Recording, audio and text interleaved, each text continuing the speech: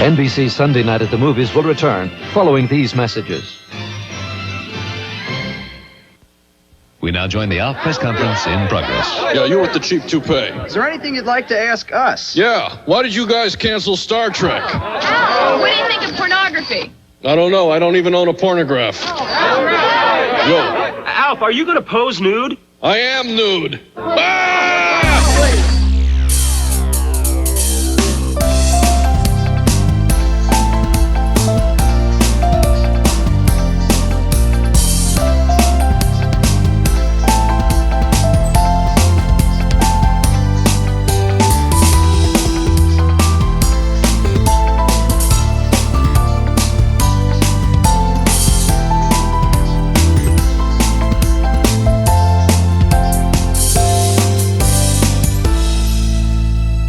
Wherever you are, I'm Ben Baker. And I'm John Matthews. And this is ALFSplaining, a not especially serious podcast about exploring our mutual fascinations, not just with each other's bodies, but the American sitcom ALF.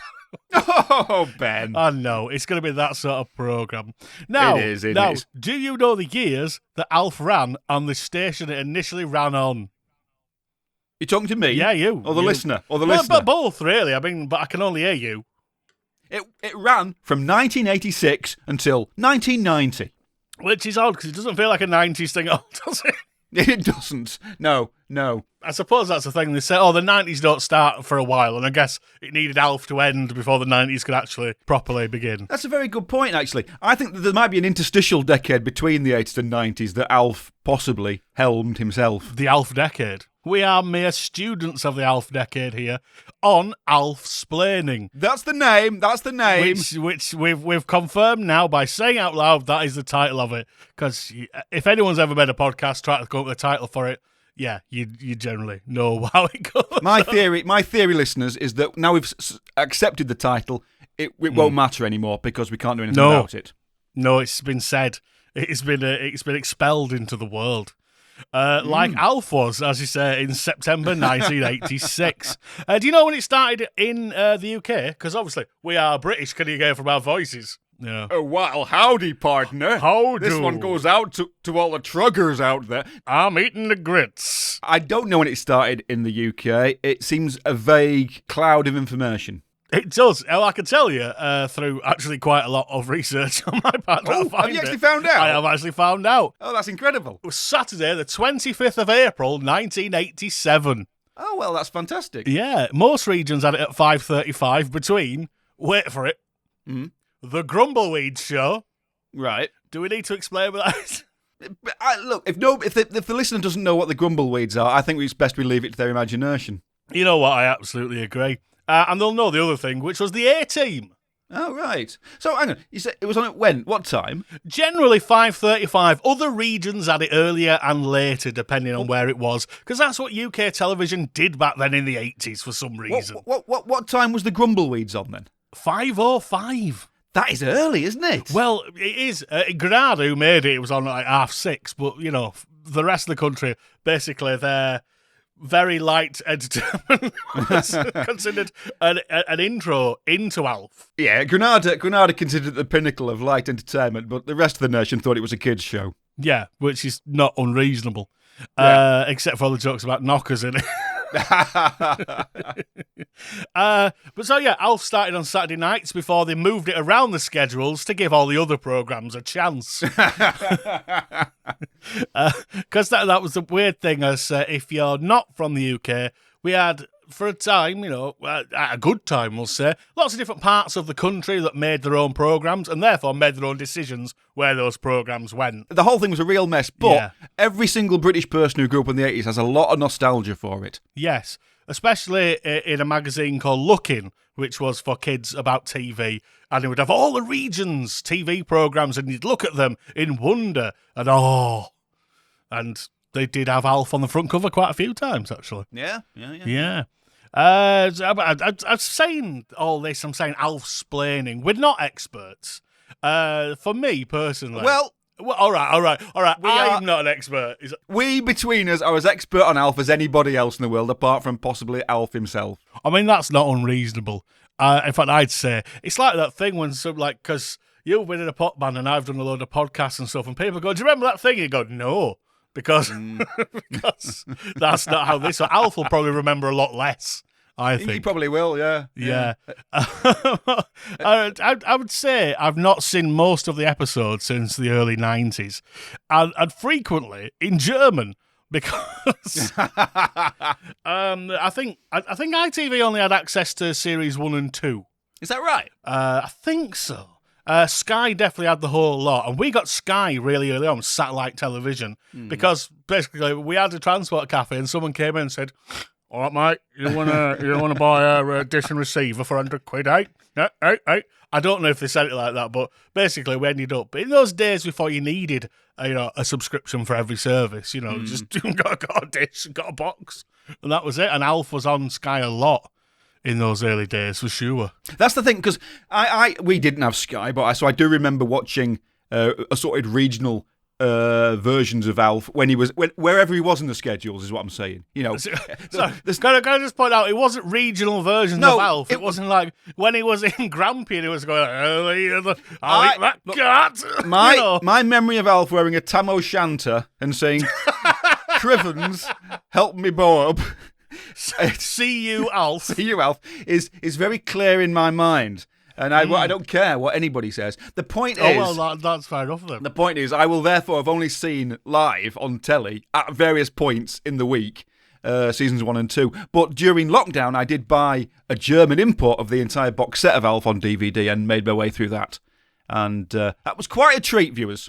I assume they were in English. Yes, they are all in English. I believe there's a German option in there, which I haven't quite got to yet. But maybe that's our next podcast. Yeah, well, maybe it's like a lingua franca sort of thing. Yeah. But I did actually watch it a lot in German because it was on Sat 1, I think. And, back then there weren't that many Sky channels and you'd watch them in thrall. Oh, yeah. It was always exciting watching German channels on satellite TV, just these weird things that would come. You thought you were like the only person in the country watching something. It was very exciting. And Germany's going to come up a lot, I think, during these discussions, as Germany went way bigger than the UK and the USA. Germany went mad for Alf. He was grosser auf Deutsche, as they say, auf Deutsche. It's true. And I mean, he had a hit single. And albums. Well, we'll come on to that in the future. Yes, we don't the super hit parade out. In case anyone's wondering, we'll look at all that stuff, I'm quite sure. This is merely a very short preamble to the podcast. This is just explaining what's going... Oh, ALFSplaining what we're going to do. Yeah, so you keep using it and it'll make more sense. I mean, how would you ALFSplain the general premise of Alf for someone who... I can't imagine anyone hasn't seen it, but on the off chance... it's one of our family. Alf was an incredibly bland sitcom. It's the most beige sitcom in the history of beige sitcoms, and yet in the middle of it was this whirling dervish of charisma, this puppet alien called Alf. And it's kind of like they set up a very boring sitcom and just set this thing off in the middle of it just to see what would happen. He is a foreign object, slowly burning away at the sides of the programme. Yeah, it's very much acidic, like the alien from Alien. Yes, it is. So we'll go into that more. I'm sure people have at least a vague understanding because Alf maintains, Alf endures. Alf injures? Well, he might do if he's got that acid breath thing. I don't know.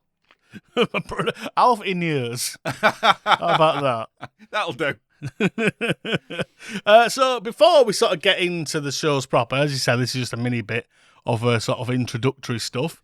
I can give you some context around Alf. Can you really? I mean, not like that sounds like like why Alf was in very detailed psychosomatic reasons. No, I can just tell you that in America, as you say, it started in September 1986, and it was on 8 p.m, which again, for us in the UK, seems insane. It seems far too late. Americans put shows on all the wrong times, though, don't they? Anyway, they have high-rated chat shows after midnight and stuff like that. So let's not get bogged down in Americans being wrong about when they put shows on. And it was paired initially with Steven Spielberg's Amazing Stories, if you remember that. I do remember that, yeah. The anthology series, which we had.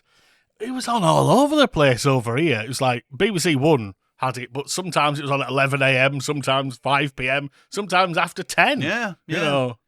It was a very odd sort of thing, but I remember it going for ages, even though apparently it only had 2 series. Us magazine says its hitness will appeal to adults. No problemo. And nothing is sacred. Take off the dress. I'm not wearing anything underneath. That's Alf. Then, Not one of the young men at school took the time to get ready for a date the way that Phil did. Monday. And then after Amazing Stories came to a conclusion, it was Valerie. Oh. Which became Valerie's family once she was killed off for wanting some control and a bit more money.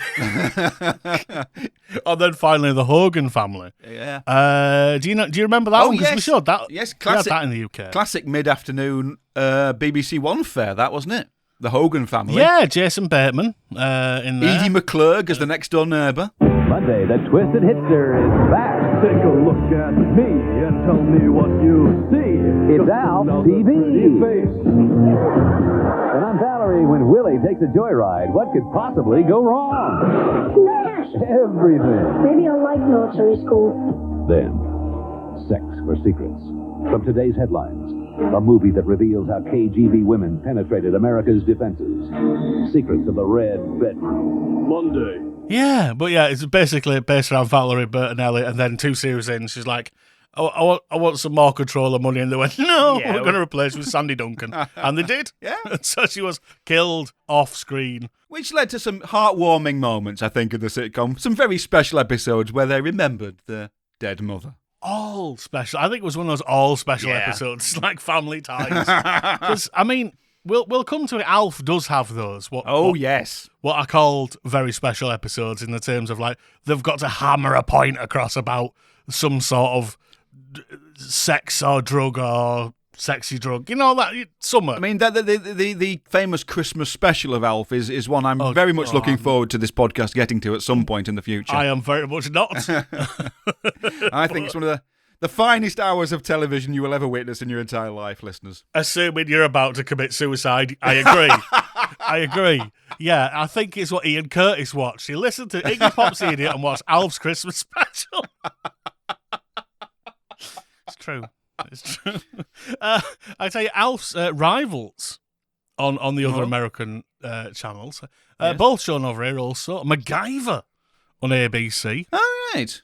I didn't realise that was so early, to be honest. I thought that was, Yeah, I remember that being a BBC Saturday sort of early tea time thing. It never reached the heights of the A-Team or Night Rider for me, did MacGyver? It was always a second tier show as far as I was concerned. Yeah, no, I would say that, again, if anyone's not from the UK, you'll know the BBC as a thing, and there's ITV as well, and they were competing on Saturday nights with, they'd all have imports, and ITV generally seemed to have the better ones, They had the A-Team, and later on they had like Baywatch. I've said they had Knight Rider before that and stuff. So you had the BBC scrabbled around and got Automan. Yes, yeah. In an attempt to counteract the success of Knight Rider and the A-Team, but I mean, don't get me wrong. I love all 12 episodes of Automan, but it was never really. A whole 12, was it? All 12. Oh, good old Desi Arnaz Jr.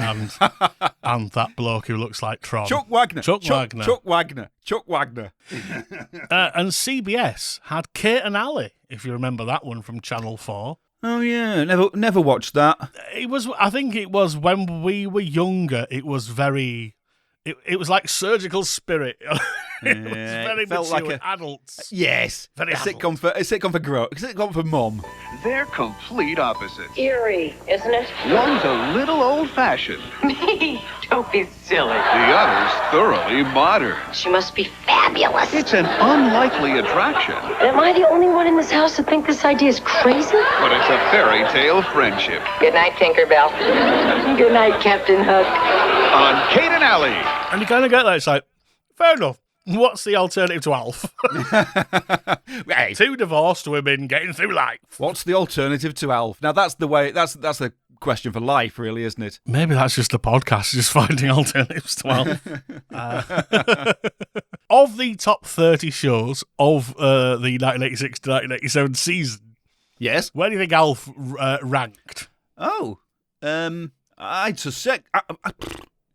You could tell me it was a massive flop in its first season. I wouldn't be surprised. But I think it must have been reasonably successful. Top 10. It was 28th. It was 28th. Was it? Yeah, but that's still 16.5 million viewers. No. That is, Okay. yeah. So it's like, there's like 100 shows at least, but that is like of the top 30. It was 28th. Yeah. Number one, hazard a guess what number one was? What, 86? Yeah. God, I don't know. Plink, plink, drink, drink. What? Yes, that's right. It's the Cosby Show.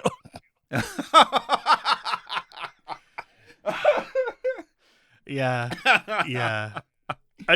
I'm amazed in a lot of ways that Alf didn't turn up as like one of Cosby's uncles. Oh, man alive. Yeah. Oh, man alive. That would have been amazing. Yeah. Cosbalf. Oh, no. It's not clever, but it works.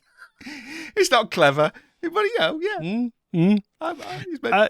Well, that's a good thing because we will be judging 3 things in each show, and one of them will be the most impenetrable dated pop culture reference of the week. Just to see, because let's be honest, Alf thrived. He lived for the brass ring of slightly near the knuckle pop culture in America in that specific month of broadcast.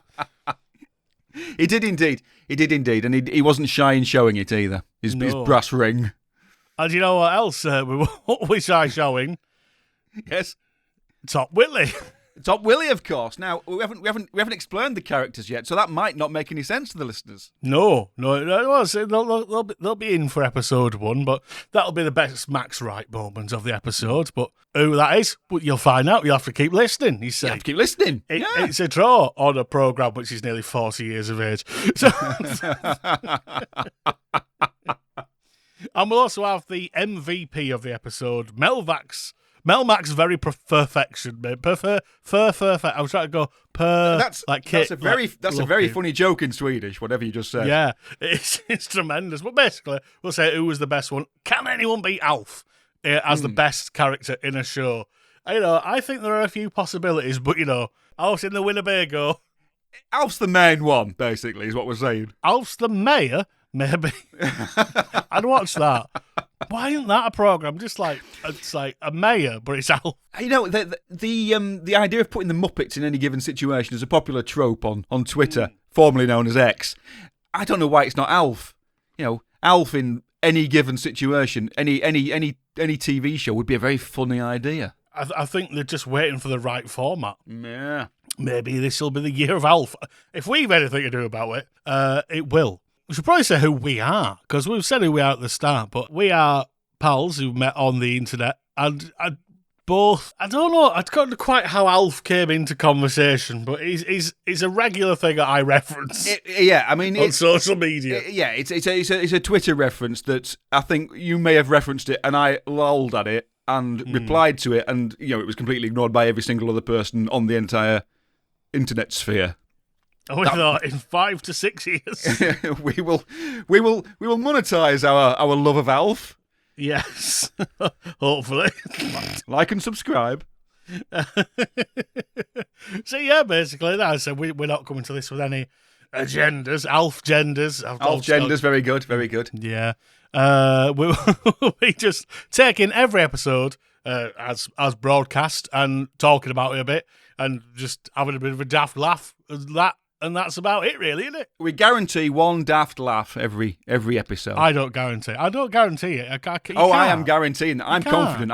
I'm guaranteeing that. That's my word is my bond. Jesus, you're going to bankrupt us. Mm-hmm. You'll see. What was the currency of Melmac? I don't know. It was probably gone into in detail on one of the animated series. Yeah. But we will get to them in many years. When we're old and grey and we finish this podcast, we'll get on to Alf, the animated series, and Alf Tales. I think I've seen those more than I've seen the... I don't think I've seen any of them, to be honest. Oh, again, Sky. Wernix. What? Wernix of the Melmacian currency. Was it really? Yeah, it was. I just looked it up. Oh, I didn't realise. What else has it got? Melmac was... I see there's so much glory already. On Melmac, the economic values of various objects weren't just about the same opposite as Earth values. So, foam was $1,000. Bronze, 950. Carpet, 800. Yeah. Cat hair, 250. Gold is worthless, ironically. And the national flower is Roger the Turnip. There's a whole Alf expanded universe out there that is dying to be bitten into. Yeah, and we will bite hard into this as we go. Sorry. So I'm going to leave you with one fact, which I don't know where this has come from. Again, it's on the Alf Wiki. That in 1902, Melmac set a galactic record in the export of over 2 million wind-up brassieres. So please do, as he says, subscribe, like, send bullion, or bouillon. I like bouillon as well. That's nice. Yeah, I think we'd rather have bouillon, wouldn't we? We wouldn't know what to do with bullion. No, unless, ironically, it did melt down into a nice bouillon. So, yeah, that's the thing. So join us for more ALFSplaining, won't you? Yes! Won't you? Please. Please do. Please. Alf.